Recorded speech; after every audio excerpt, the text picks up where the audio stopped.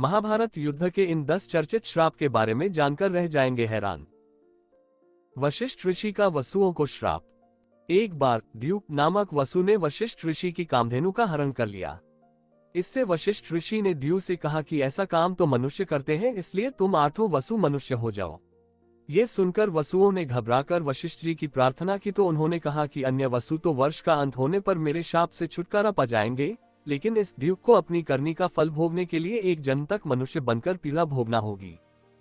ये सुनकर वसुओं ने गंगाजी के पास जाकर उन्हें वशिष्ठ जी के शाप को विस्तार से बताया और यह प्रार्थना की कि आप मृत्युलोक में अवतार लेकर हमें गर्भ में धारण करें और जो ही हम जन्म लें हमें पानी में डुबो दें।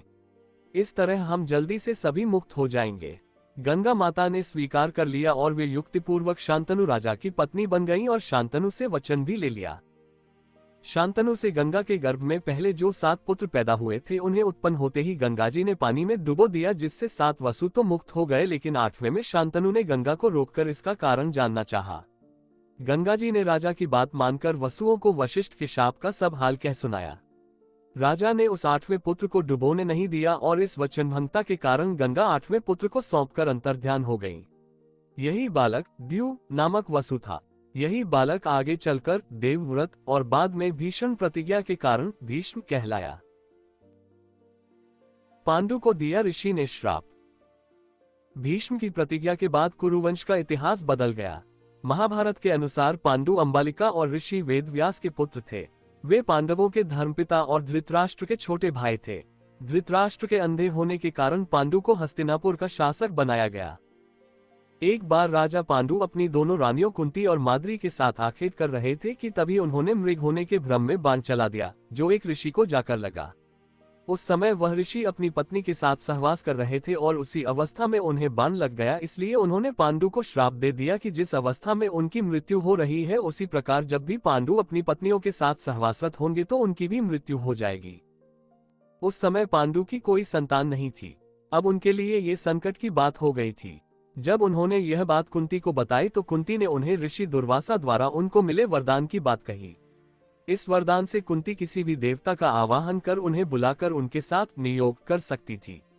विवाह पूर्व उन्होंने सूर्यदेव का आवाहन किया था, जिसके चलते कर्ण का जन्म हुआ था, लेकिन कुंती ने लोक लज्जा के कारण उसे नदी में बहा दिया था। पांडु मान गए तब कुंती ने एक एक कर कई देवताओं का आवाहन किया। इस प्रकार माद्री ने भी देवताओं का आवाहन किया। तब कुंती को 3 और माद्री को 2 पुत्र प्राप्त हुए, जिनमें युधिष्ठिर सबसे ज्येष्ठ थे। कुंती के अन्य पुत्र थे भीम और अर्जुन तथा माद्री के पुत्र थे नकुल व सहदेव। कुंती ने धर्मराज, वायु एवं इंद्र देवता का आवाहन किया था तो माद्री ने अश्विन कुमारों का। एक दिन वर्षा ऋतु का समय था और पांडु और माद्री वन में विहार कर रहे थे। उस समय पांडु अपने काम वेग पर नियंत्रण न रख सके और माद्री के साथ सहवास करने को उतावले हो गए और तब ऋषि का श्राप महाराज पांडु की मृत्यु के रूप में फलित हुआ। माद्री पांडु की मृत्यु बर्दाश्त नहीं कर सकी और उनके साथ सती हो गई। ये देखकर पुत्रों के पालन पोषण का भार अब कुंती पर आ गया था। उसने अपने मायके जाने के बजाय हस्तिनापुर का रुख किया। हस्तिनापुर में रहने वाले ऋषि मुनि सभी पांडवों को राजा पांडु का पुत्र मानते थे, तो वे सभी मिलकर पांडवों को राजमहल छोड़कर आ गए। कुंती के कहने पर सभी ने पांडवों को पांडु का पुत्र मान लिया और उनका स्वागत किया। अंबा का भीष्म को श्राप। भीष्म ने किया अंबा का अपहरण। सत्यवती के गर्भ से महाराज शांतनु को चित्रांगद और विचित्रवीर्य नाम के 2 पुत्र हुए। शांतनु की मृत्यु के बाद चित्रांगद राजा बनाए गए, किंतु गंधर्वों के साथ युद्ध में उनकी मृत्यु हो गई। तब विचित्रवीर्य बालक ही थे। फिर भी भीष्म विचित्रवीर्य को सिंहासन पर बैठाकर खुद राजकार्य देखने लगे। विचित्रवीर्य के युवा होने पर भीष्म ने बलपूर्वक काशीराज की 3 पुत्रियों का हरण कर लिया और वे उसका विवाह विचित्रवीर्य से करना चाहते थे, क्योंकि भीष्म चाहते थे कि किसी भी तरह अपने पिता शांतनु का कुल बढ़े। लेकिन बाद में बड़ी राजकुमारी अंबा को छोड़ दिया गया, क्योंकि वह शाल्वराज को चाहती थी, लेकिन शाल्वराज के पास जाने के बाद अंबा को शाल्वराज ने स्वीकार करने से मना कर दिया। अंबा के लिए ये दुखदायी स्थिति हो चली थी। अंबा ने अपनी इस दुर्दशा का कारण भीष्म को समझकर उनकी शिकायत परशुराम जी से की। परशुराम जी ने अन्याय के खिलाफ लड़ने की ठानी। परशुराम जी ने भीष्म से कहा कि तुमने अंबा का बलपूर्वक अपहरण किया है, अतः अब तुम्हें इससे विवाह करना होगा, अन्यथा मुझसे युद्ध के लिए तैयार हो जाओ। भीष्म और परशुराम जी का 21 दिनों तक भयंकर युद्ध हुआ। अंत में ऋषियों ने परशुराम को सारी व्यथा कथा और ब्रह्मचर्य के प्रण की बात सुनाई और भीष्म की स्थिति से भी उनको अवगत कराया। तब कहीं परशुराम जी ने ही युद्ध विराम किया। बाद में अंबा ने बहुत ही द्रवित होकर भीष्म को कहा कि तुमने मेरा जीवन बर्बाद कर दिया और अब मुझसे विवाह करने से भी मना कर रहे हो। मैं निस्सहाय स्त्री हूँ और तुम शक्तिशाली। तुमने अपनी शक्ति का दुरुपयोग किया। मैं तुम्हारा कुछ भी नहीं बिगाड़ सकती, लेकिन मैं पुरुष के रूप दोबारा जन्म लूंगी और तब तुम्हारे अंत का कारण बनूंगी। गौरतलब है कि यही अंबा प्राण त्याग कर शिखंडी के रूप में जन्म लेती है और भीष्म की मृत्यु का कारण बन जाती है। परशुराम का कर्ण को श्राप। उस काल में द्रोणाचार्य, परशुराम और वेदव्यास को ही ब्रह्मास्त्र चलाना और किसी के द्वारा ब्रह्मास्त्र का प्रयोग किए जाने पर उसे असफल कर देना याद था। उन्होंने यह विद्या अपने कुछ खास शिष्यों को ही प्रदान की थी। उसमें भी किस तरह ब्रह्मास्त्र को असफल करना, ये कम ही शिष्यों को याद था। जब द्रोणाचार्य ने कर्ण के सूत पुत्र होने को जानकर ब्रह्मास्त्र विद्या सिखाने से इनकार कर दिया, तब वे परशुराम के पास पहुंच गए। परशुराम ने प्रण लिया था कि वे इस विद्या को किसी ब्राह्मण को ही सिखाएंगे, क्योंकि इस विद्या के दुरुपयोग का खतरा बढ़ गया था। उस काल में तापस, कुशाग्र, विनम्र, ब्रह्मज्ञाता और विद्यावान लोगों को ही ब्राह्मण कहा जाता था। कर्ण ये सीखना चाहता था तो उसने परशुराम के पास पहुंचकर खुद को ब्राह्मण का पुत्र बताया और उनसे यह विद्या सीख ली। परशुराम ने ब्रह्मास्त्र के अलावा कर्ण को अन्य सभी अस्त्र शस्त्रों की शिक्षा दी थी। फिर एक दिन जंगल में कहीं जाते हुए परशुराम जी को थकान महसूस हुई। उन्होंने कर्ण से कहा कि वे थोड़ी देर सोना चाहते हैं। कर्ण ने उनका सिर अपनी गोद में रख लिया। परशुराम गहरी नींद में सो गए। तभी कहीं से एक कीड़ा आया और वह कर्ण की जांघ पर डंक मारने लगा। कर्ण की जांघ पर घाव हो गया, लेकिन परशुराम की नींद खुल जाने के भय से वह चुपचाप बैठा रहा। घाव से खून बहने लगा। बहते खून ने जब परशुराम को छुआ तो उनकी नींद खुल गई। उन्होंने कर्ण से पूछा कि तुमने उस कीड़े को हटाया क्यों नहीं। कर्ण ने कहा कि आपकी नींद टूटने का डर था इसलिए। परशुराम ने कहा कि किसी ब्राह्मण में इतनी सहनशीलता नहीं हो सकती है। तुम जरूर कोई क्षत्रिय हो, सच सच बताओ। तब कर्ण ने सच बता दिया। क्रोधित परशुराम ने कर्ण को उसी समय शाप दिया कि तुमने मुझसे जो भी विद्या सीखी है वह झूठ बोलकर सीखी है, इसलिए जब भी तुम्हें इस विद्या की सबसे ज्यादा आवश्यकता होगी तभी तुम इसे भूल जाओगे। कोई भी दिव्यास्त्र का उपयोग नहीं कर पाओगे। उर्वशी का अर्जुन को श्राप। अर्जुन सशरीर इंद्र सभा में गया तो उसके स्वागत में उर्वशी, ब्रह्मा आदि अप्सराओं ने नृत्य किए। अर्जुन के रूप सौंदर्य पर मोहित हो उर्वशी उसके निवास स्थान पर गई और प्रणय निवेदन किया। साथ ही इसमें कोई दोष नहीं लगता, इसके पक्ष में अनेक दलीलें भी दी, किंतु अर्जुन ने अपने दृढ़ इंद्रिय संयम का परिचय देते हुए कहा, यथा कुंती च माद्री च शची चैव ममान्घाई तथा च वंशजन्नी त्वं हि मेद्य गरियसी गच्छ मूर्धना प्रपन्नोस्मि पादौ ते वरवर्णिनी त्वं हि मे मातृवत् पूज्या रक्ष्योहम पुत्रवत् त्वया। उर्वशी अपने कामुक प्रदर्शन और तर्क देकर अपनी काम वासना तृप्त करने में असफल रही तो क्रोधित होकर उसने अर्जुन को 1 वर्ष तक नपुंसक होने का शाप दे दिया। अर्जुन ने उर्वशी से शापित होना स्वीकार किया, परंतु संयम नहीं तोड़ा। जब ये बात उनके पिता इंद्र को पता चली तो उन्होंने अर्जुन से कहा, हे पुत्र, तुमने तो अपने इंद्रिय संयम द्वारा ऋषियों को भी पराजित कर दिया। तुम जैसे पुत्र को पाकर कुंती वास्तव में श्रेष्ठ पुत्र वाली है। उर्वशी का शाप तुम्हें वरदान रूप सिद्ध होगा। भूतल पर वनवास के 13वें वर्ष में तुम्हें अज्ञातवास करना पड़ेगा, उस समय ये सहायक होगा। उसके बाद तुम अपना पुरुषत्व फिर से प्राप्त कर लोगे। इस शाप के चलते अज्ञातवास के समय अर्जुन ने विराट के महल में नर्तक वेश में रहकर विराट की राजकुमारी को संगीत और नृत्य विद्या सिखाई थी। तत्पश्चात वे शाप मुक्त हो गए थे। गांधारी का श्री कृष्ण को वंश नाश का श्राप। धर्म के विरुद्ध आचरण करने के दुष्परिणाम स्वरूप अंत में दुर्योधन आदि महाभारत के भीषण युद्ध में मारे गए। कौरव वंश का विनाश हो गया। महाभारत युद्ध के पश्चात सांत्वना देने के उद्देश्य से भगवान श्री कृष्ण गांधारी के पास गए। गांधारी अपने 100 पुत्रों की मृत्यु के शोक में अत्यंत व्याकुल थीं। भगवान श्री कृष्ण ने माता गांधारी के उस शाप को पूर्ण करने के लिए अपने कुल के यादवों की मत्ती फेर दी। इसका यह मतलब नहीं कि गांधारी ने यदुओं के वंश के नाश का शाप दिया था, उन्होंने तो सिर्फ कृष्ण वंश को शाप था। महाभारत का युद्ध समाप्त हो चुका था। कृष्ण द्वारिका में ही रहते थे। पांडव भी युधिष्ठिर को राज्य सौंपकर जंगल चले गए थे। एक दिन अहंकार के वश में आकर कुछ यदुवंशी बालकों ने दुर्वासा ऋषि का अपमान कर दिया। गांधारी के बाद इस पर दुर्वासा ऋषि ने भी शाप दे दिया कि तुम्हारे वंश का नाश हो जाए। उनके शाप के प्रभाव से कृष्ण के सभी यदुवंशी भयभीत हो गए। इस भय के चलते ही एक दिन कृष्ण की आज्ञा से वे सभी एक यदु पर्व पर सोमनाथ के पास स्थित प्रभास क्षेत्र में आ गए। पर्व के हर्ष में उन्होंने अति नशीली मदिरा पी ली और मतवाले होकर एक दूसरे को मारने लगे। इस तरह भगवान श्री कृष्ण को छोड़कर कुछ ही जीवित बचे रह गए। एक कथा के अनुसार संयाग से सांब के पेट से निकले मूसल को जब भगवान श्री कृष्ण की आज्ञा से रगड़ा गया था तो उसके चूर्ण को इसी तीरथ के तट पर फेंका गया था, जिससे उत्पन्न हुई झाड़ियों को यादवों ने एक दूसरे को मारना शुरू किया था। ऋषियों के श्राप से उत्पन्न हुई इन्हीं झाड़ियों ने तीक्ष्ण अस्त्र शस्त्रों का काम किया और सारे प्रमुख यदुवंशियों का यहाँ विनाश हुआ। महाभारत के मौसल पर्व में इस युद्ध का रोमांचकारी विवरण है।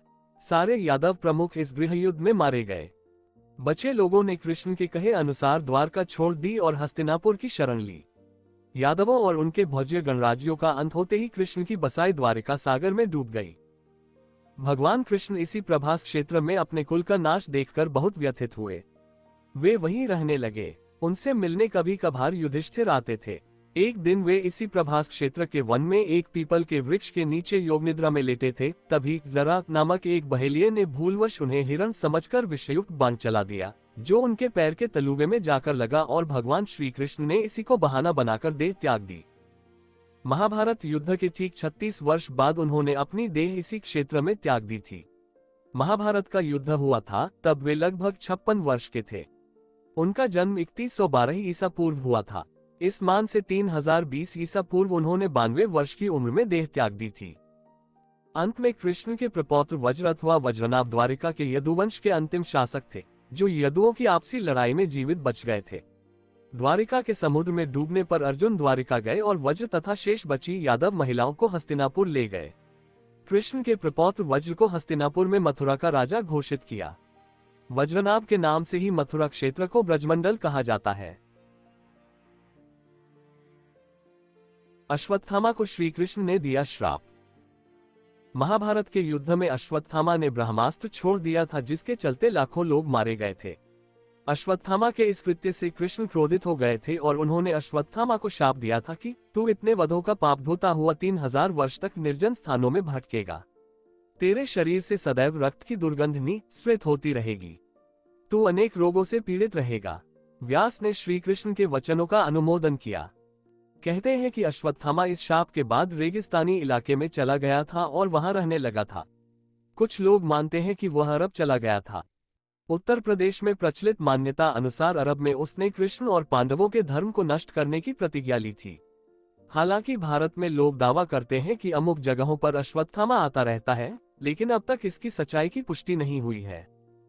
यदि हम यह माने कि उनको मात्र 3000 वर्षों तक जिंदा रहने का ही शाप था, तो फिर वे अब तक मर चुके होंगे, क्योंकि महाभारत युद्ध को हुए 3000 वर्ष कभी के हो चुके हैं।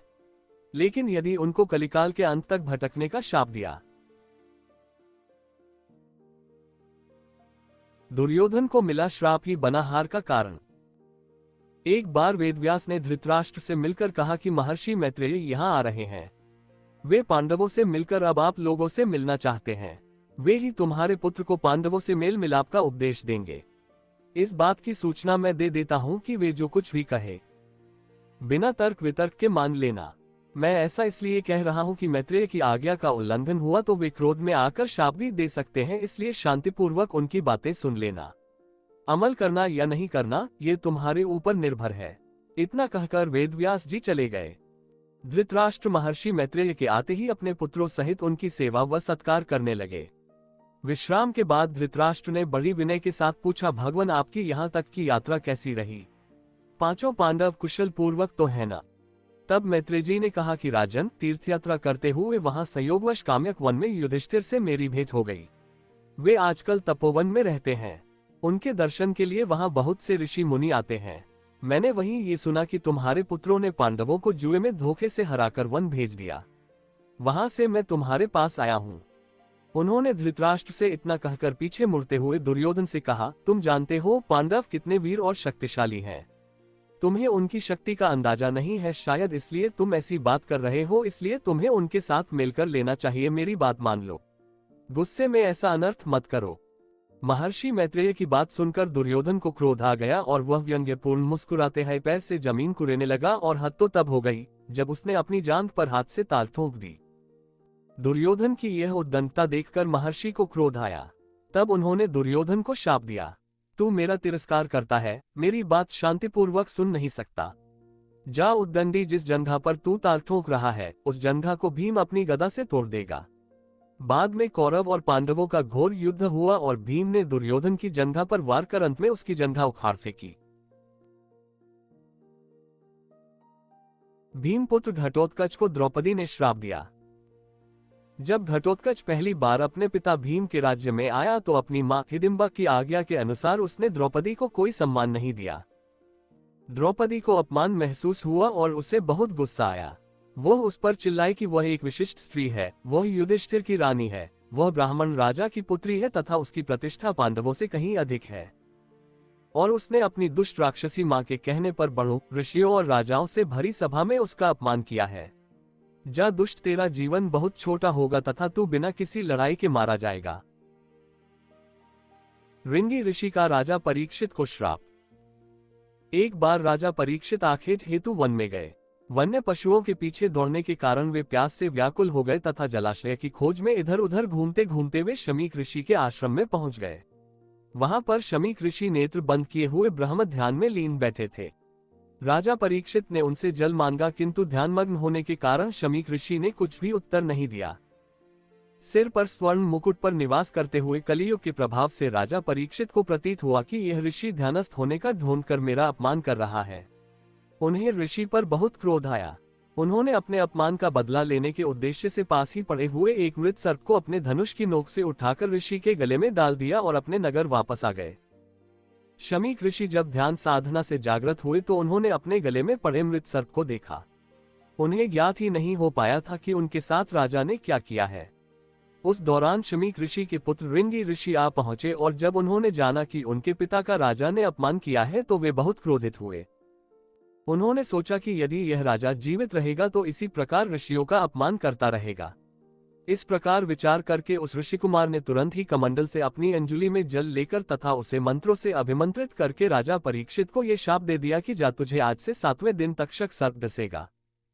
शमीक ऋषि कुछ समझ पाते इससे पहले तो ऋंगी ऋषि ने शाप दे डाला। शमीक ऋषि ने अपने पुत्र से कहा कि तूने यह अच्छा नहीं किया।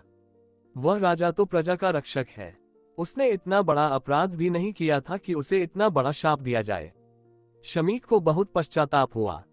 उल्लेखनीय है कि द्रोण पुत्र अश्वत्थामा के ब्रह्मास्त्र प्रहार से उत्तरा ने मृत शिशु को जन्म दिया था, किंतु भगवान श्री कृष्ण ने अभिमन्यु उत्तरा पुत्र को ब्रह्मास्त्र के प्रयोग के बाद भी फिर से जीवित कर दिया था। यही बालक आगे चलकर राजा परीक्षित नाम से प्रसिद्ध हुआ।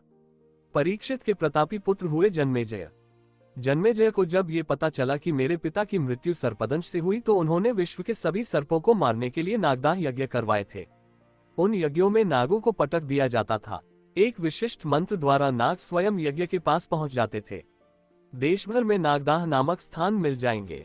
सर्पदाह के एक घनघोर यज्ञ की अग्नि से एक करकोटक नामक सर्प ने अपनी जान बचाने के लिए उज्जैन में महाकाल राजा की शरण ले ली थी, जिसके चलते वह बच गया था।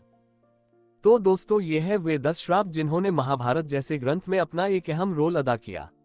इनके अलावा भी महाभारत में कुछ और श्राप भी दिए गए थे।